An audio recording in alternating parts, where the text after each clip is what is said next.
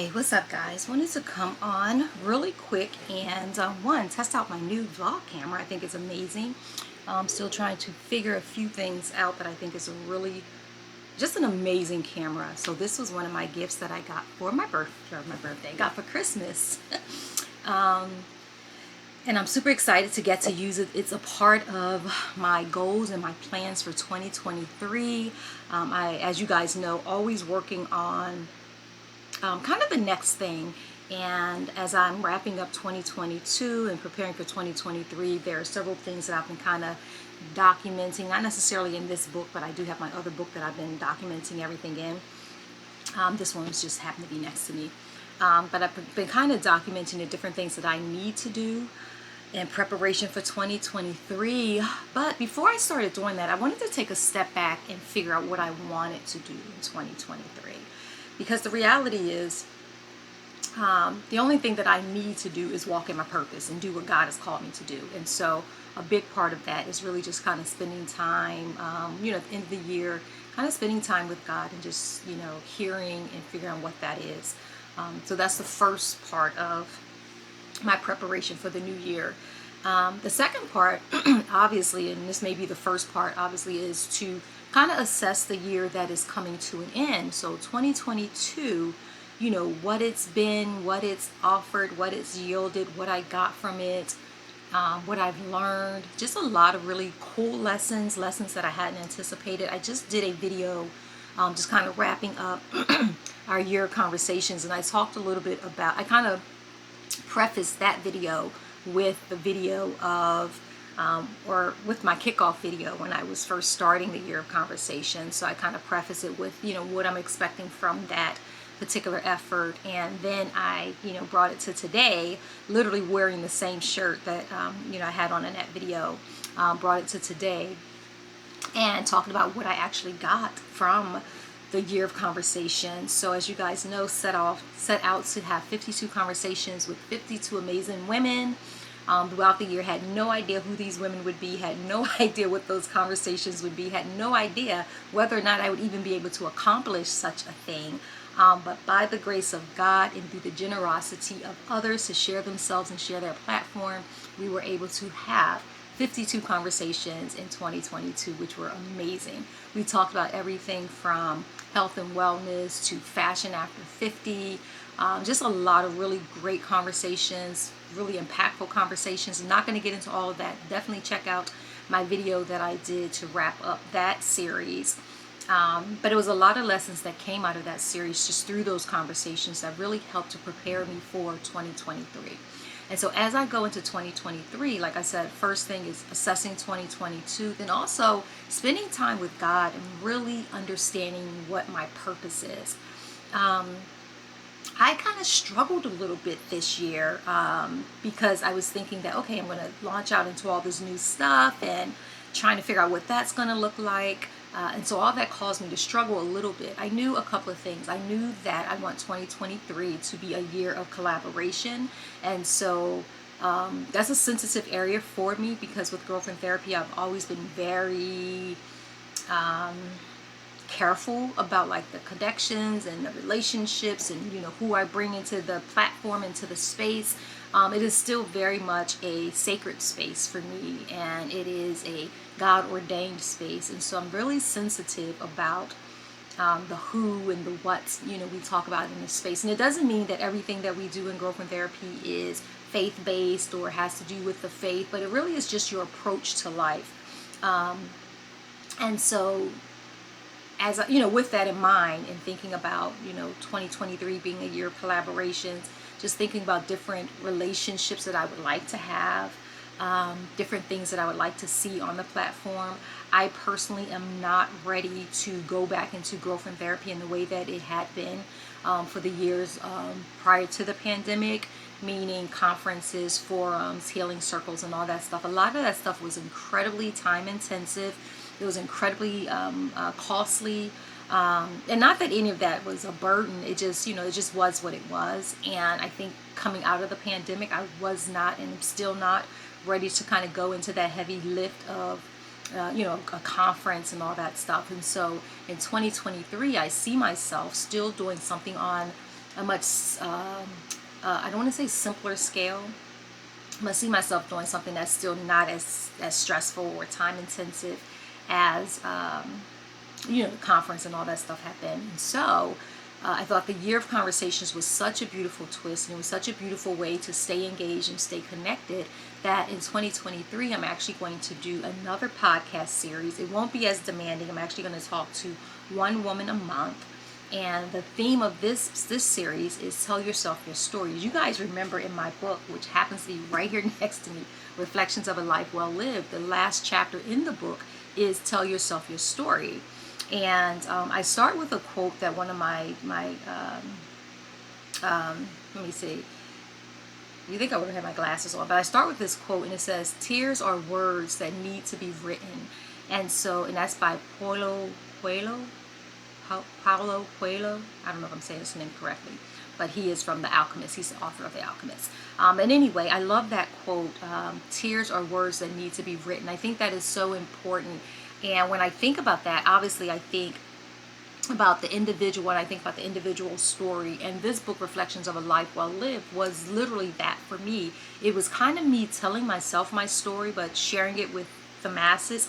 And as I was writing and as I was developing, this book, a lot of the stories that I shared really, although they were my own experiences, really began to minister to me because I'm at like different stages and different phases in my life. And so these stories really began to minister to me as I was writing them down. And so the idea of this podcast series, Tell Yourself Your Story, is really based on a premise that when we tell others our stories, right, we're telling ourselves our stories, and in fact, reminding ourselves of our strengths and reminding ourselves of the things that we've overcome, reminding ourselves that we're here, that we exist, that we have a purpose, that we have, work to do. And sometimes you just need that. You just need that reminder that you matter, or that reminder that you come from somewhere, that you're going somewhere, that you have something to contribute to the world, to society. And so this podcast series of Tell Yourself Your Story is really that, creating a space for 12 women to kind of share their stories, and in doing so will encourage, empower, uplift, all the stuff that Girlfriend Therapy stands for: encourage, empower, educate, edify, esteem, all those things, women that get to hear it, just like A Year of Conversations did. And so I'm looking for 12 women to be a part of this series. I'm incredibly excited about it. I've actually started sending emails out to different women that I would love to be a part of the series. I think I had 2 other women that I was sharing about the upcoming series who are interested in being a part of it.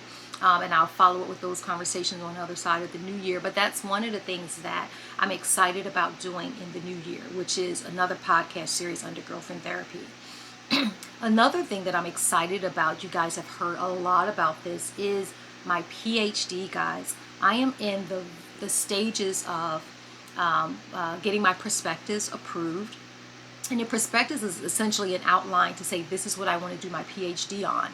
And so I kind of send that up, submit it to my PhD committee, and they're in the process of reviewing it now. So I've done my writing, it's been submitted to them, they're in the process of reviewing it, and they'll kind of pose questions or maybe poke holes in it to see where there may be some gaps or some areas where I need to maybe do a little more research or think through something a little bit more in detail. And so they're in that process of doing that. I've actually started getting feedback already, but I'm going to wait until all the committee offers their feedback before I start making any adjustments or changes. But from there, I actually go into writing my dissertation. If you guys can see on this side of me, there are stacks of books that are all a part of my dissertation.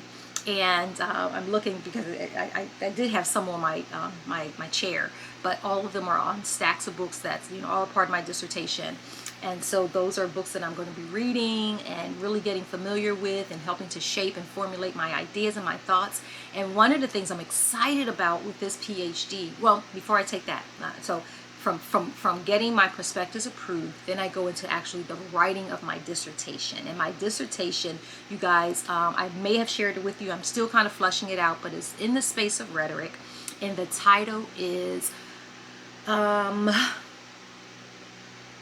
I think it's, I can't remember the title of my dissertation. It's like rhetoric, and this is like a working title. So, but it's really rhetoric as necessary as ABCs and 1, 2, 3s. And it's really all about teaching rhetorical techniques, devices, practices, and all that stuff in primary education. So from grades K through 12. So looking for ways to add rhetorical teaching in, or teaching on rhetoric rather, in the K through 12 curriculum. So I have my whole audience. That's a whole nother thing, but I'm excited about that. And so on the tail of that, I'm really excited about starting a new YouTube channel. And so the new YouTube channel is really going to be in the space of rhetoric. It's going to be about all the things that I learned in while writing my dissertation, as well as the things that I'm hoping to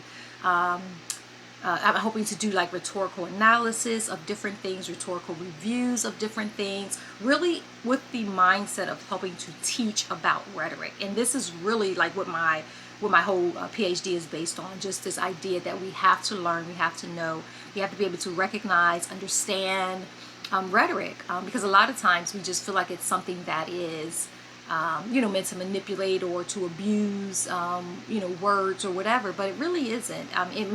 There is that component to it, but there is also another useful component of rhetoric that I think we need to be aware of as well.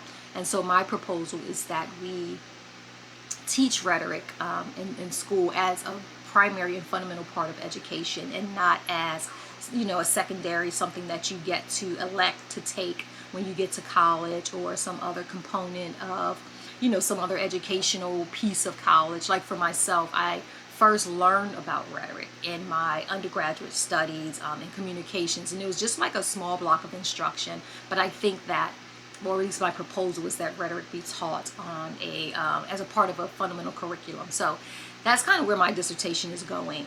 But this podcast, The Rhetoric of It All, is really about examining rhetoric in everyday stuff, whether it's through commercials, whether it's through news and media, whether it's through social media and pop culture, whether it's through politics or religion, whether it's showing up in books that we read, or images that we see, or posts that we read on social media, or movies that we get to see. I just want to do rhetorical reviews and analysis on everything. So that's going to be a lot of fun. More information will come out about that. Hopefully you guys will follow me. I don't think I've launched my YouTube channel public yet, but I will. Before the new year kicks in, and probably will even have my first video up before then as well. What else? So it's the finishing up the PhD program, which rolls into, so it's the not year conversations, the Tell Yourself Your Story podcast series. It's the finishing up my PhD, which, getting back to that, once I finish my dissertation, then I get to defend my dissertation in my prayer, and asking God and all the angels to help usher me into the completion of my dissertation, which will which culminates with a defense. So I have to defend my dissertation, and I'm praying that I get to do that in April or May, in time for graduation in May or June. So that's the prayer. So those are like my priorities, is just kind of the podcast series for Girlfriend Therapy, the new podcast on rhetoric, podcast series on rhetoric. I want to do, probably within the space of Girlfriend Therapy YouTube channel as well, is I want to do a little more vlogging, where you guys can just kind of see my day-to-day, some of the things that I do daily, what my daily practices are, just kind of sharing that. But then also probably doing more like personal videos a little bit more, just to really stay engaged like with my followers, and also trying to increase my followership. That would be amazing. But that's not the priority. And I say that because one of the things that I've learned about myself as I prepare, as I'm winding down 2022 and going into 2023, one of the things I've learned about myself is that I am the epitome of authenticity, like doing things that make sense to me, and doing things in the right spirit, and doing things that really resonate with me, and not doing anything just for the sake of doing it. And I want to be able to infuse a little bit more of that into the world and into the space of social media and content creating and YouTube videos, one of the things I realized, and I was like a fan of, like I really enjoy watching YouTube videos. I enjoy watching people vlog. I enjoy people thrifting. I enjoy people doing interviews. Interviews are one of my favorite things in the world to watch. Like last night I came across this uncut footage of Marvin Gaye. It was an interview he did, I think, like in 1983, I think, or 84. But I was so inspired by just that interview. So I love to watch people in interviews. I love, let me see, art videos, people that's drawing. So I can literally lay in the bed and watch YouTube videos of somebody thrifting and then showing what they thrifted. So you guys know I love to thrift. So I can watch videos on that. But one of the things that I've realized is that there is a lot of like junk, like an overabundance and overload of junk out there on these internet streets. And I just want to be a voice that's not that. And so I don't want to do anything just for the sake of doing it. I want to give content that is encouraging. I want to create content that is, you know, just good content, you know, that people can enjoy, and that you don't have to, like, some stuff you listen to and then you have to figure, okay, where do I put this like negative energy? I just feel like there's so much negativity out in the you know, the internet, the spaces of the internet, or how they say in IT, the internet of things. There's so much negativity out there, and there's so much, like, so many people that are just inauthentic. And what I mean by that is, a lot of people look at a blueprint and are trying to follow this blueprint. And it's not just in the space of the internet, it's everywhere. I see it a lot. I see it in ministry as well, dare I say. But I see it in ministry for sure, where there's like this blueprint, and I'm going to do with what other people have done to try to match that, whatever that blueprint is, and try to recreate that which someone else has done, as opposed to just being your genuine and authentic self. And I'm just not interested in being anything but myself. And so there's a lot of that, and it is really exhausting. So exhausting that I found myself thinking like, okay, I don't think I really want to do this content creating stuff, because there's just, first of all, I feel like there's an overflux of everything. Like, everything feels so incredibly oversaturated. But like I said, a lot of it is junk. No offense to anybody that's creating anything, but a lot of it really is garbage. And I would say this, I won't say that it's garbage, because that's a negative way of looking at it. There's an audience for everyone, and there's an audience for me, and I want to create content that's authentic to me so that it can connect with the audience that's for me. So that's pretty much it. I was trying to think if there were like that. I guess there are no real concrete lessons that I've learned in 2022, other than just really being my authentic self, doing the things that resonate with me and my energy and the way that I think and the way that I see the world. Of course, there are all these other tertiary things that I want to do, you know, with regards to continuing to create art, you know, with regards to continuing to write. Oh, like I can't wait to get on the other side of this PhD program, because I have like so many books, ideas that I cannot wait to really have the time and the focus to be able to dedicate to. So hopefully in the summer, by the summertime, I'll be, you know, full-fledged, full deep into either my next novel or my next book project or something. Like, I will be fully engrossed in that and focused in that. So I'm looking forward to that. I think on top of like just moving in a way that's authentic to me, one of the things I've realized is that I have to be more intentional about taking care of me and taking care of my vessel. I have been the least stressed than I have been in years.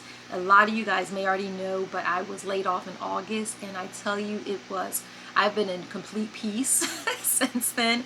I've not gone back to work yet, although I'm looking to go back in the new year. But for right now, just really enjoying the peace of not having that demand on my life. but then also setting myself and my expectations for when I do go back into the workspace, and what I'm looking for and what I'm not interested in, connecting to. I find that a lot of it is making sure that I'm in the right mindset, have the right disposition, the right positive attitude, all of that stuff, making sure that I'm working on me so that when I do show up in the workplace, that I am in the right mind space, that I do have a positive attitude, that I am bringing something to that workspace, that I'm just walking in joy and peace, and that is like just me, and so that's something else that I'm preparing to do. It was funny. I know a lot of people. Oh, one of the things I wrote also, and this is, I'll probably wrap up after this, but one of the things I wrote also is that I'm going to make a list. I'm making a list of the things that I'm not going to do in 2023, I think I called it. And one of those things on that list was really paying people to do what I can do myself. Outside of housekeeping, I'm still going to get a housekeeper or keep a housekeeper. But not paying people to do things that I can do myself, or things that I can do myself, but that I'm not doing because I am either not disciplined, because I have not prioritized, because I'm not time managing well, because I am not focused, because I am not, I think discipline is really the big piece of that. And so what I mean by that is, if there's something that I'm not doing because I have not managed my time properly, or because I've not disciplined myself to do it, I'm not going to pay someone else to do it. Another thing, and you guys may look at me strange, but another thing that I'm not doing in 2023 is I'm not paying for anything. And what I mean by that is, there are enough courses and classes and workshops and groups. Like, there's enough stuff that you can, pay for and go to. And I know friends and people, when I was doing like writing workshops, I know people who will come to writing workshops, and they will go from one writing workshop to the next, to the next, to the next, and they would never get about the business of writing. And I find that sometimes some of those things can be more about the, saying I'm doing it, as opposed to actually being about the business of doing it. Now, if you're serious about doing the work, then do the work. And I'll tell you, a lot of the stuff that you come across, like, there are really successful people who have really accomplished things in business. They've accomplished things in in any area that you could possibly think about being a part of. There are people who are successful in those areas, who are open to sharing the information that they have in those areas, willing to share at no charge. And so those are the things that I'm tapping into, is just connecting in those ways. If it's just a Google research or Google search, or researching someone who's doing something that I love, and just understanding their story and how they navigated it. Not that I'm going to mimic or copy their blueprint, because a lot of times it's just different, but to understand some of the challenges that they may have faced, some of the roadblocks that they may have faced, or whatever it may be, but listening to their stories, learning their stories, hearing their stories, and being inspired, and applying what I learned from those stories to, what it is that I see myself doing. So all of that really is kind of like what I can do, but at the utmost and at the foremost, and before any of that, is really connecting to what God would have me do. And that is it, guys.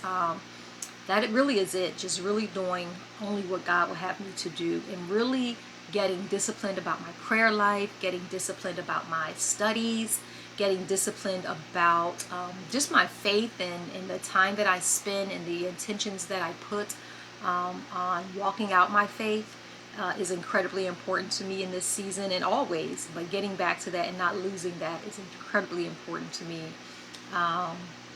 What else? Yeah, so I think that really is it. I mean, more to come for sure. But where I stand right now, I'm just incredibly excited. I have 3 big rocks that I am working, and I have a few smaller rocks that I'm working, and then I have some, some things would love to do.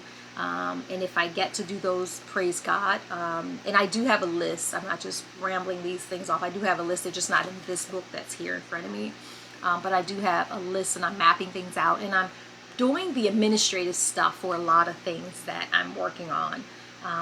But really, it's just a matter of timing and being focused and getting dedicated and all that stuff.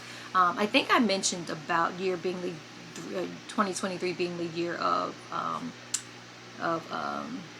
collaborations, and so that is for sure a part of it.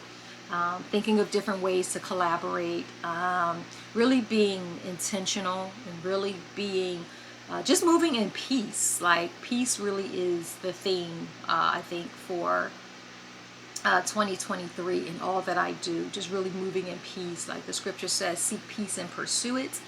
That is what I am doing. So, more to come. I will share the different places where you can follow me, the different podcasts that I'll be doing, the different vlogs that I'll be doing. If you guys are not following me on Girlfriend Therapy YouTube channel, please do. We're definitely trying, like I said, increasing the subscribers, although it's not the goal, but I think the messaging that I have could definitely use you guys' support in spreading that message and, trying to get it connected to the people who need to hear it. So, happy New Year to you guys. Blessings to 2022. Thank you, 2022, for all that you have given me and given us. Excited about 2023. Praying God's best blessings. Sending ministering angels before us before we enter into the 2023 new year. That the doors that are expected to open for us, that they open. Praying for wisdom and discernment for us all. Praying for clear vision for us all. Just praying that God continues to move in a mighty way through Girlfriend Therapy Ministry, that He continues to move in a mighty way through me and the works and the things that He's called me to. Praying for success on this PhD. And just looking forward to all that 2023 has to offer. So, yeah, I think that is it for me. I love you guys so much. Blessings to you, blessings to you, blessings to you.